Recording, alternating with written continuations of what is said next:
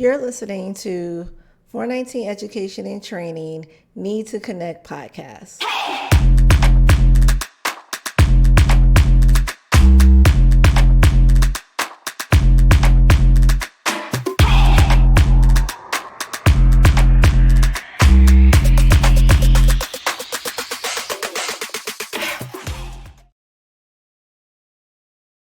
Okay. Hello, and welcome to another episode of Need to Connect podcast. I'm your host, Devonna Willis, and today we have no other than the wonderful Shanese. Say hi, Shanese. Hi, everybody. And Shanese is our ethics instructor. So before we get into that, little housekeeping and things to let you guys know what's going on. So we're coming up to our regular pricing. So please be on the lookout for registration for the regular pricing. So when you go on the website, www.blackmassagetherapist.com, you'll see a big box that says register, and you'll click on that box. Or we also have drop downs. Lastly, we still have some grant. We have business grants. So if you're a small business, please feel free to apply. We have $2,000 worth of grants to provide you. Base one is given from ABNP. The other one is giving from Your Greatest Investment. And so we would like to bless you with a grant. So hopefully we will see you guys in the next couple of weeks because the conference is coming up. Also, don't forget about getting your shirts, the I Am Black History, and on the back it says Black Massage Therapist. If you couldn't see it, I couldn't turn all the way around. But that is the shirt, so you can get that as well online. And I think that's it. So, Shanese, welcome. Thank you. It's good to be here. So, how are you? I'm doing well. Here in Georgia, the weather's been really crazy. We're toughing it out in the heat, though. I mean, nothing compared to y'all's heat, though, right? Yeah, Phoenix is different. It's different. You're not hitting the 115s, the 110s. No. We got the dry heat. It's not too well. This year's been crazy with the whole, when things are heating up, the climate change. Oh, the climate change. Yeah. We're getting humidity in which we didn't have before, which is kind of crazy. That makes it a little bit more extreme. But yeah, we're good. So it's humid here. I know it's humid back east. I remember walking through feeling like I have to push the air out the way in order to make a path to get through. Yeah. The humidity is crazy. So you are our residential ethics instructor for the conference. Yay! Yay! I mean, look, ethics is uber important. And I think sometimes it's overlooked because it's one of those things that we think we should know, right? Of course, we know. All right, so being our residential ethics instructor, tell the people what they're going to expect when they come to your ethics class. And it's 4 hours. Yeah, so it's a 4-hour class, and we're going to talk ethics, everything ethics. I think ethics is one of those things that we just assume people know, and we kind of put it on the back burner, but it's uber important because, one, the massage world is a very isolated profession if you don't get out and have discussions with other therapists, and on the therapist end, plus on the client end or patient end, things happen, right? And if you don't have a discussion with somebody, I think that that's a normal activity and one of those things that everybody else should be dealing with, right? Mm-hmm. So the awesome thing with the class is that we get to come together and actually see scenarios and have discussions about the kinds of things that are happening in the treatment rooms and compare and contrast them, as far as like, well, that's not normal, or that is normal, or this is what we're dealing with over here. And is it something that we should have a red flag for, And last year, a lot of people, we got great feedback from the students who took your class last year. They liked how you made it more interactive. It wasn't really the standard boring ethics class that they get typically. And so they enjoyed it. So listen, now when this airs is going to be a while back, but so I was just on a call from our board hearing some situations that was going on in the state. Yeah. And I found it very disturbing that this guy went to this person's home. All the ethical red flags was there. One, he looked him up on Yelp. First of all, I didn't even know people still do the Yelp. They do. For massage. So he still was looking on Yelp. He went to this person's home. The person was late, like 20, 30 minutes late. I think I heard right. I'm sure. But here's the first ethical red flag. He offered him, ready for this? Alcohol. The client offered the therapist alcohol? No. Oh, the therapist offered the client alcohol. Yes. Oh, okay. That's how we do it now? Okay. Red flag, yes, number one. Second red flag is there was no draping. Oh, okay. Well, you know that those are there more red flags, or should we talk about those too? I mean, you already know where it went from the no draping. Let's just put it that way. Yeah. Oh, listen, again, like, but that's the therapist. Right. So ethical on both ends, right? So first thing, right. This gentleman is used to receiving massages. He should know upon entrance that's a no. No other therapist hopefully is offering you alcohol before correct a therapy session. Right. Number two, if you're used to having massages, you usually see the sheets. Absolutely, there's draping at the top, and maybe correct a blanket or a towel, depending on where you're at. Absolutely. You just have a flat sheet or a fitted sheet and nothing else. Yeah, no, that's not how we get down. Was it in America? Yes, it was here. Even worse. Yeah. Well, I want to address the fact that the feedback from last year, you said that we got good feedback. You know, when I was thinking about doing ethics can be very boring, right?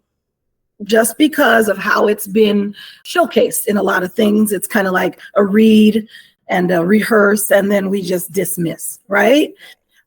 First of all, we're teaching adults. And second, we're teaching a subject that can be in the history a very boring, dragging class, right?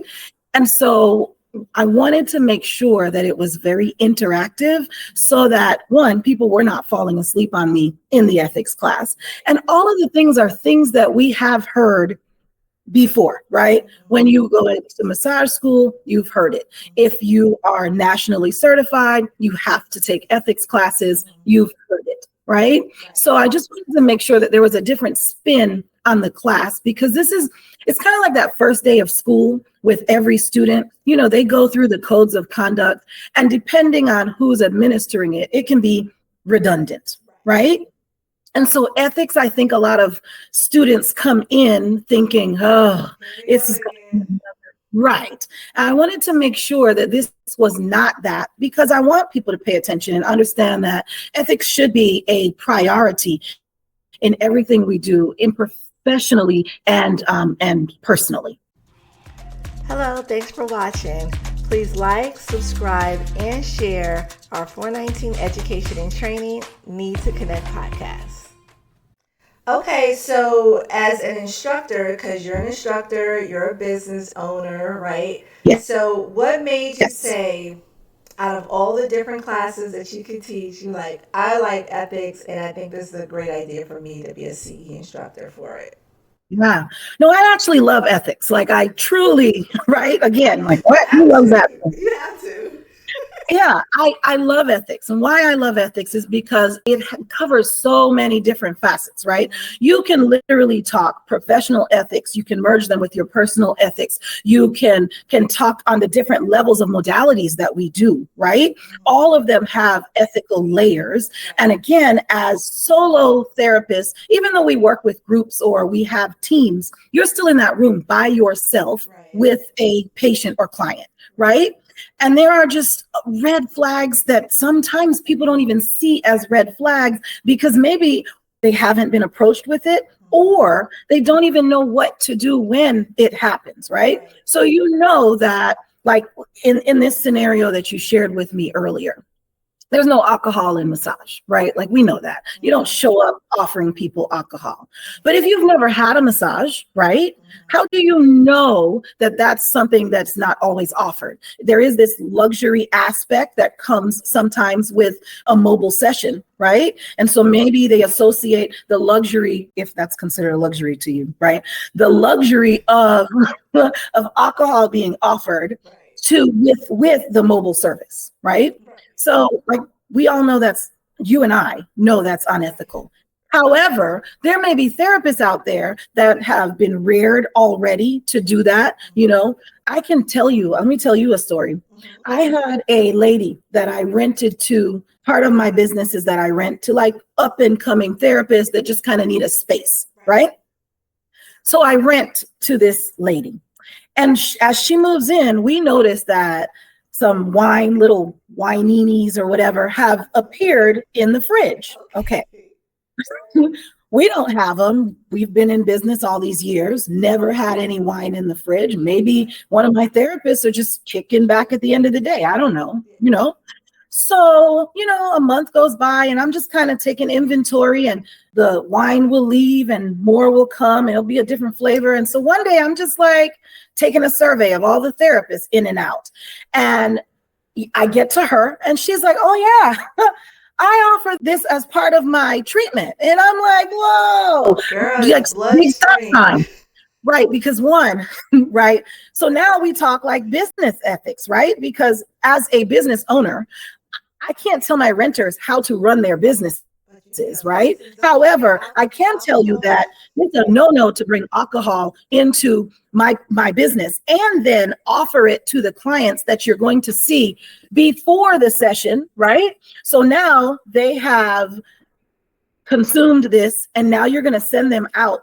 Mind you, after massage, you already are lightheaded, right? You already have a little less focus, and now you're adding alcohol to the mix. Like, that is a double no-no. And you know what they're going to say? They're going to say they left Shanice's place, not renter's place. Yes, 100%. Yeah. Yes. Yeah. Business name, not even that person's name. Exactly. They would never call that So person's what was the result? name if they got in an accident. Oh, she had to leave. Okay. We had a discussion, and we did ask her to, remove that and don't offer it anymore. But she had a lot of red flags by herself. So Okay. yes. Well, there you go. That's crazy. But people try to spice up their business, and Correct. I want to provide a little champagne. Yes. I want them to have the ambiance and correct. Especially when people are doing like couple sessions. Right. I've heard plenty of people offering champagne because then you can upgrade that, right? You can be like, oh, they're going to get this, this, and this. And so you're going to pay a little extra. Right. That is not how you add things to your package. Again, we want to do that in an ethical manner. Offering alcohol or smoking devices or anything that is outside of our scope of practice is a no-no. But see, Devana, that's one of those things, right? That's one of those things that you're like, how do we know that that's wrong or that's right? Unless you have a conversation with other therapists. Right. But I've seen people online just talk about, having certain things like that because Yes. marijuana is legal in certain states and Correct. it's assisting with the relaxation. Yeah, it's also going to not allow them to drive home safely. And now that's on you. Do they have a nap room? They should have a nap room. We actually offer, just so you know, we do offer nap time. I know we discussed that. Yes. And people love it. We do offer nap time at the office now. Yes. Oh, and so, gosh. Wait a minute. Like, I love stuff like this. So, listen, what is the percentage? Okay, so when did you start? We talked about this. When was I out there? I don't know. Yes, you were out here. I don't know. I can't keep up. Was that February, March? What was I out there for? I was out there there for. Oh, you were here for that conference, the Brunner Brothers conference. Thank you. I'm like, please help me. You know, your sis, she travels. Yes. So I'm like, what? Okay, February. So we talked about it. So when did you Okay. implement? February. Yes. So we did our couples massage class. Right. And then from there, we implemented that in February as kind of like a, hey, love yourself, new self-care, product. And voila, we've been doing that since. And so there's about 50% that book that. Isn't that great? Pimples. 50%, Shanice. Yeah, it's great. It's good. And we offer, so we started with just like a 20-minute increment, and now we're at like a 40. So we have a 20-minute and a 40-minute option. Girl, how much is that? I think 20 minutes is like $18 or something. And then the 40 minutes is something around like $28 or something. So it's just a nice little add-on boost. It gives my therapist a little extra break to rest, right?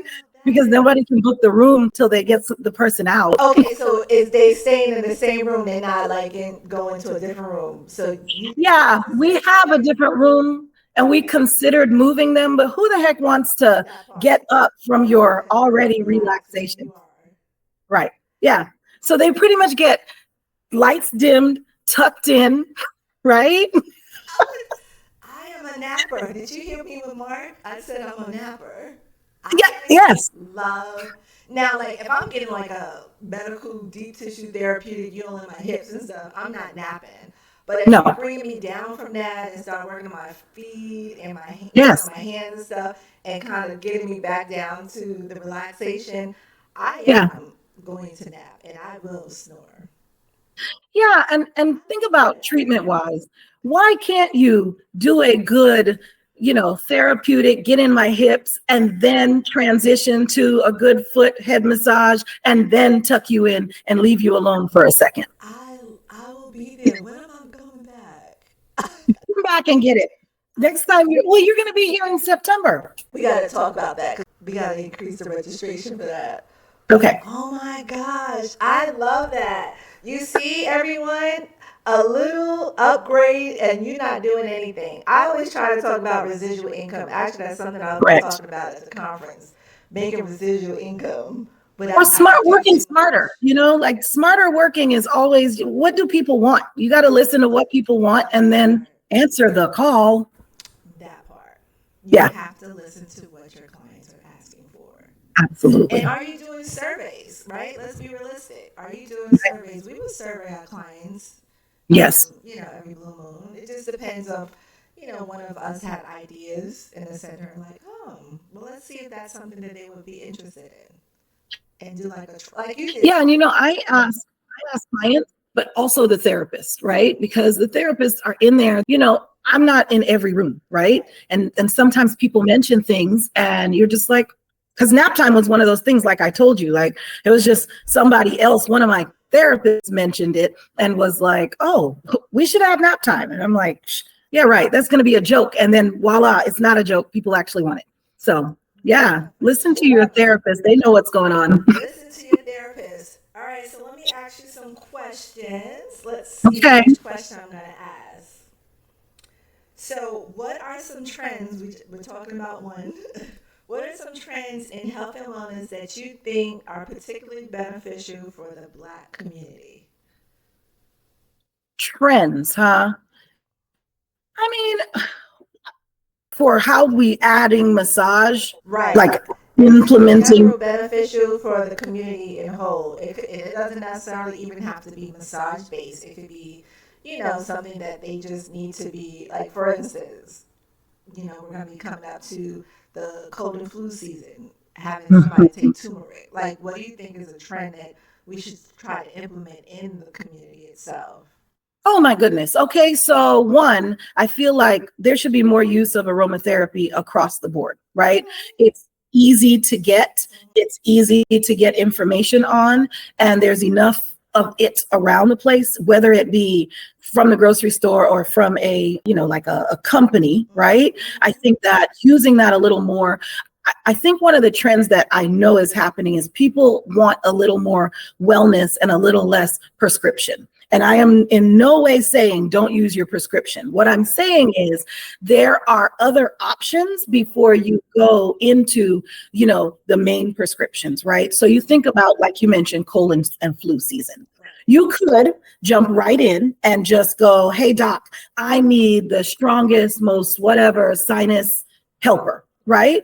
Or you could also go and get some of those spicy oils, some good peppermint, some rosemary, right? Some lavender to like calm down the swelling. So you could take that path and see if it works. And for a lot of people, like 85% of people, it's going to help your symptoms, right?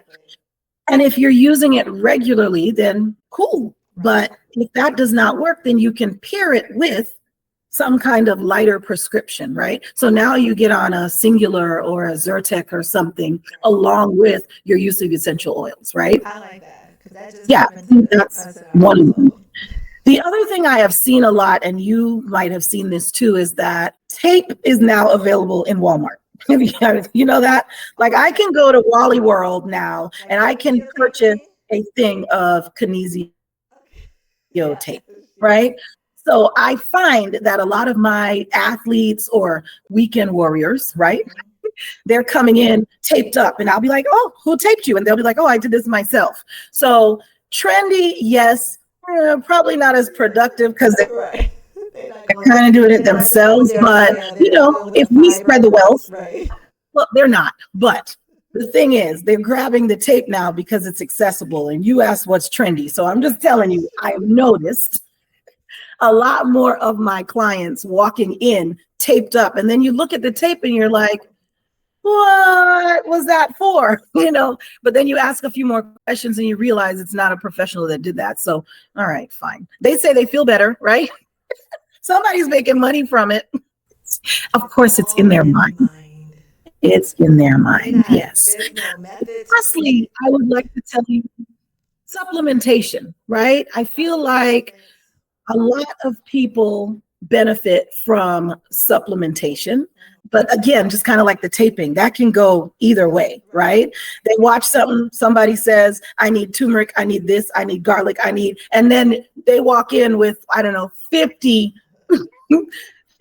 a list of 50 supplements that they're taking. And so, but it's trendy right now, right? I mean, people are wanting to supplement more. So overall, people are wanting better wellness and they're wanting to take a little more proactive stand on their own health. And so massage has upkicked a lot, stretching has upkicked a lot. People trying to, oh yes. It's amazing. Yesterday, my one client said to me, my neck's feeling so much better since the last time. And I'm like, oh, well, what has changed? And he's like, oh, those stretches that you gave me. And I'm like, oh, how miraculous that stretching actually works. And I just started, and I gave it to you 4 months ago.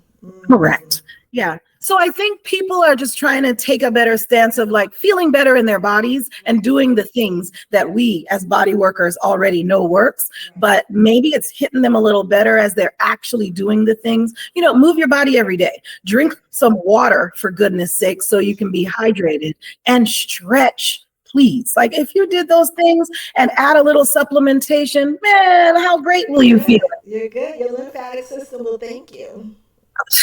Tell me about it. Lymphatic system will thanks for that. I needed that. Yeah, thanks. I need that assist. Here's the assist, right? Yeah.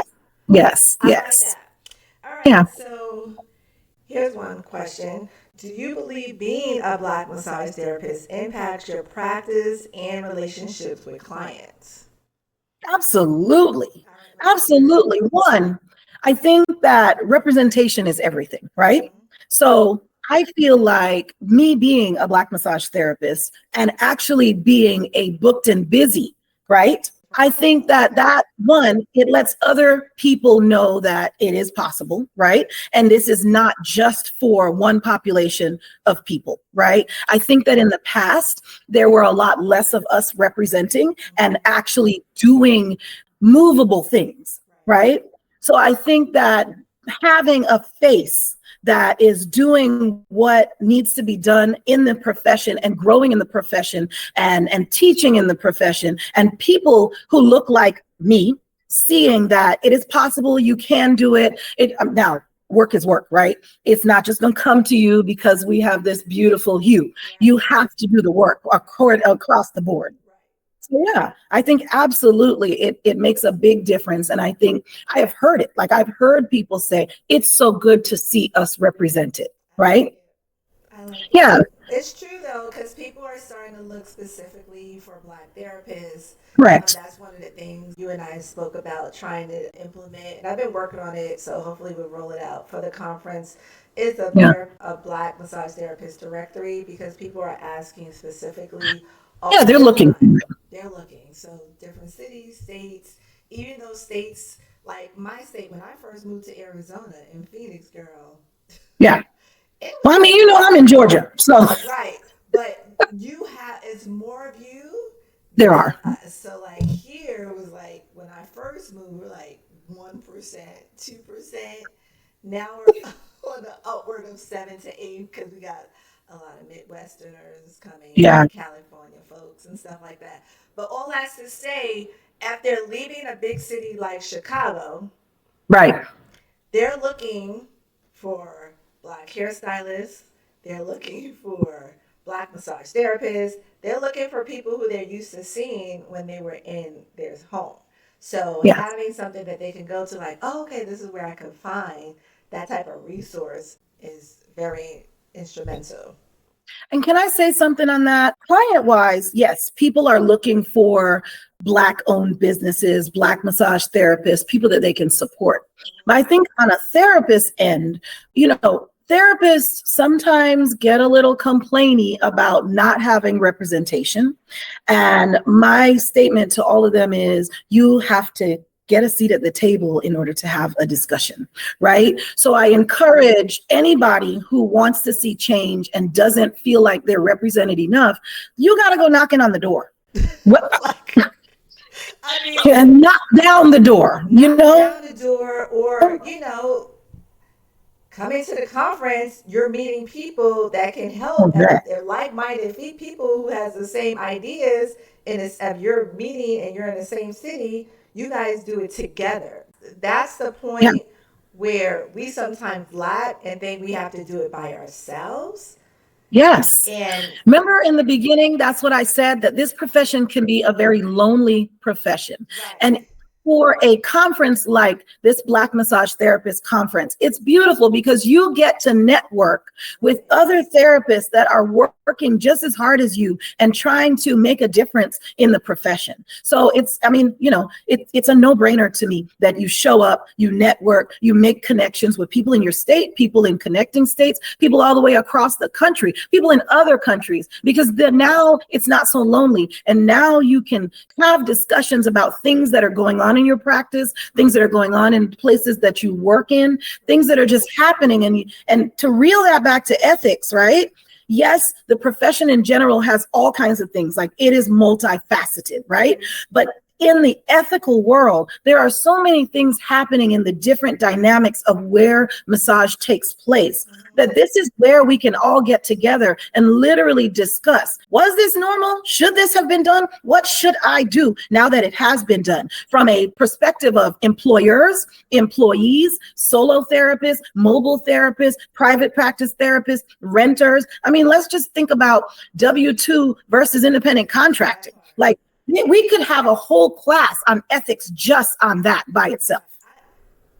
I like that. Yes. I like, because it's true. Because you have, like, I'm gonna just throw it out there. Not saying that it Yeah. happens all the time, but there's certain chiropractors who wanna have a quote unquote Contractor. independent contractor, Yes. but treating them as a W-2, and it's like, nope. Yeah, they got them in uniform. They got them showing up working these shifts. Like, They're paying them an look hourly here. rate. It's like, No, no, you just don't want to pay your taxes. Correct. right? Yes. So again, literally, Devonna, we could do an entire class just on that and just going through the different aspects of what some people think an independent contractor is versus what a real independent contractor is. But and then on the flip side, let's not forget about the therapists who say they want to be an IC, but then Yes. want to have W-2 benefits. Benefits. Correct. No, like you don't get that. You don't get that. So we have to be clear on both ends. Yes. Both ends. That's why I was like, look, we got to talk about it on a client end, but also on a therapist end and on an in-between end as a provider, right? Yeah, listen, we could talk ethics all day. See why I love it? Yeah, no, but that's a good point. I was like, oh, yes. And as an employer, yes. Yes. Done that. Had to break down the conversation. Like, this is what you get as a W-2. This is what you get as an IC. There's no flip-flopping back and forth. Correct. And the pros and cons for it, right? There are pros and cons for everything. And as therapists, you just got to figure out what you want to deal with or what you can deal with. Right. And also speaking to those therapists who starting to get burnt out because they're working for themselves, they're working by themselves, right? You said it's very lonely. And then when they want to start to bring somebody on, having those conversations and what it looks like to have a team member and the type of team member you want to bring on and what can they add to your business and what can you actually expect for them to bring towards your business. Right. Oh, that's huge too. I mean, as a therapist that brings someone on, right, you have to kind of have guidelines and how are you going to share the room if you only have one room and what does that look like payment wise? And I think, did you start that by saying they were solo therapists and then they brought someone on? Yes. So even thinking about like, what does your money look like now? Right? Because now you have to share your funds with someone else, right? And you want to compensate them so that they feel like they want to come to work every day, but also you got to make sure that the house gets paid, right? That's one of the main discussions I have as we bring in a therapist. I'm like, listen, these are the pricings. You want to fandangle the pricings? We can work on that. However, the house always has to get paid, right? And you want to get paid, right? And you want to pay your therapist fair because again, I find that low paid therapists spend their time looking for the next better gig, right? And it is very hard to build consistent clientele if you're constantly having a turnaround, right? And that just looks bad, right? When I speak to practices, right, who are trying to like rebrand, revamp, all those things, one of the questions is, how long have you had your therapist? Right? Because if all your therapists are brand spanking new, they've been there 6 months, and you have this high turnaround, before you go hiring anybody, we need to talk about what you're doing and trying to clean up what you got going on, because that is a revolving door therapist is a instant business failure plan. Right. We talked about that when I was out there. I never heard back from that person, but I don't know what's happening. Yeah. I should check into that. I'm going to check. Okay, you go check it out. You go check it out. You let me know. But yeah, I will. It's very true. But the thing is, that's one of the major complaints, right? As an employer, and you're hearing people want to be able to get paid more as a massage therapist. I find this industry is the complaining that I've heard from massage therapists versus other industries is high because they want to get paid more. However, they have to understand, like you said, you have to pay the house. And so, like I said, what's your contribution? What's your retention rate? Because the way I would work my employees at the time was I bonus you based off your retention. Correct. Because you want the repeats, right? Right. Because you got to bring people in. It's not easy bringing people in, by the way. Let me just say that. Oh, ain't that the truth? It's easier to keep somebody than to bring them in. So if I'm bringing them in, right, what are you doing with the business? Because I'm still doing my marketing. I'm still reaching out right, for retention stuff. But what are you doing as a therapist to help keep them and, have the retention? Yeah. So to that point, again, employee versus independent contractor, right? As an independent contractor, one thing of your job is that you need to be constantly recruiting also, because the whole point is you want your books full. As an employee, you are hoping that they put somebody on your books, and if they rebook, great, right? But when you're in that independent contractor world, you're a little tiny business within the business of the person that you're contracting with, right? I think that sometimes our profession is a little tainted in that, is that they come from the world of, I'm just being fed therapists because they're on a membership and they can't get out of it, and they have to come in, right? Versus in the independent world, you're not, that's kind of like not what you're banking on. You're banking on the fact that these people they don't want the same format as the other entity, right? And so they're seeking something different, but you have to work a little harder. The hustle is a lot environment.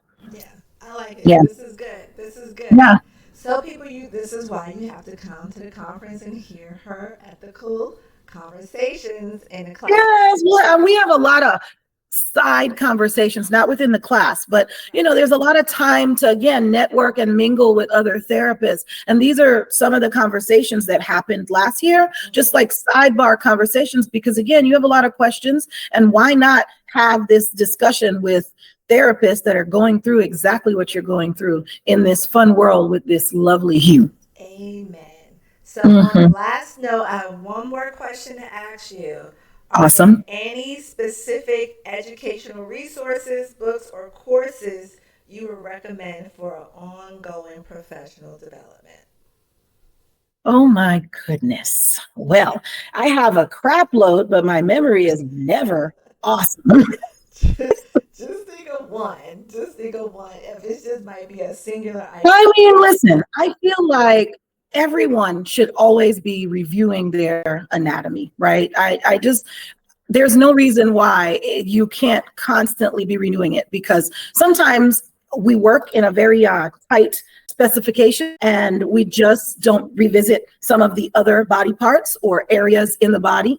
And then you have a conversation with therapists and you're like, whoa, wait a minute, I don't remember what that bony landmark is. So I think that just staying abreast on your anatomy, kinesiology, physiology is important.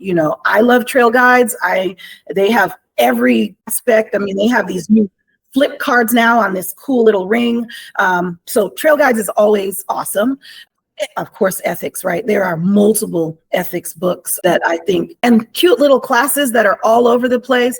ABMP has lots of classes. AMTA has classes that are just quick little 1 hour, 2 hour ethic classes. You can take them online. So I might access whatever organization you're with. And even if you're not, they take non-members. So there's no reason why you can't just go and take a little 2 hour reminder class, right?